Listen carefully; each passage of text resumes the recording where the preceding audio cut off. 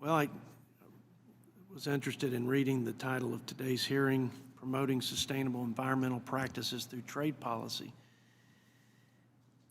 There's a lot we agree on with respect to trade, or we wouldn't have been able to do a comprehensive free trade agreement with our two largest trading partners, Canada and Mexico. So there's clearly consensus, but I would say you can't promote anything through trade if you don't prioritize trade. So I don't want to spend a lot of time on this, but some of the most benign and bipartisan provisions in trade that needed to be renewed, like GSP and MTB and TPA, have not. They've expired. There's been, in my opinion, from this administration, certainly no leadership in this area. I don't think not only what happens in that scenario is not only do we not make progress, I think we go backwards. And I think the failure to enforce trade agreements has become a problem. Not to mention some of the systemic problems at WTO. So there's just been a gigantic void in anything leadership on trade. So I mean, it'd be nice to talk about all the things that you could do through promoting trade if you were making trade a priority.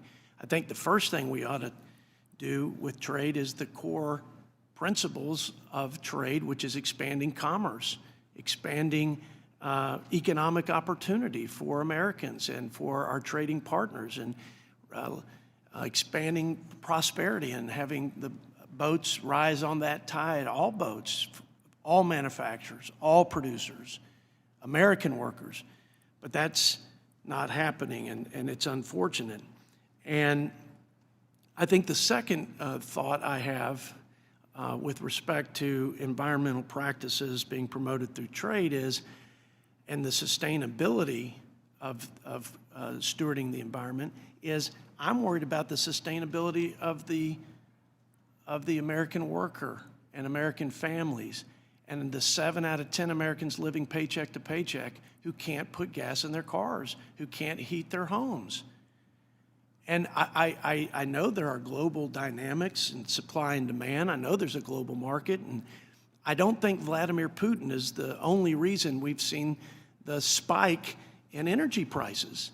And this is a real concern, and it's an even bigger concern for our allies. So what I find very concerning, to say the least, are our own self-inflicted wounds to an industry, namely oil and gas, that have blessed us as the lifeblood of our economy, the greatest in the world, and a very critical asset in geopolitics and national security.